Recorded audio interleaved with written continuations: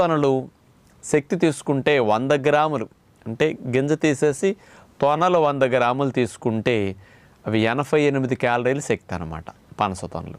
ఈ పనస తొనలు 5, 10, 15, 20 మనం అట్లా తినేసేస్తే ఒక ఆహారంగా మంచి భోజనంగా అవి తినేసి కడుపు నిండటానికి బొప్పాయి, కర్బూజా లాంటివి నింపేయచ్చు అనమాట. ఏదన్నా ఒక ప్రకృతి ప్రసాదించిన ఫ్రూట్ను మంచిగా తినే అదృష్టం ఉంటే మరి ఇట్లాంటి వాటికి డబ్బులు ఖర్చు పెట్టి కొనుక్కుంటే మంచిదని విజ్ఞప్తి.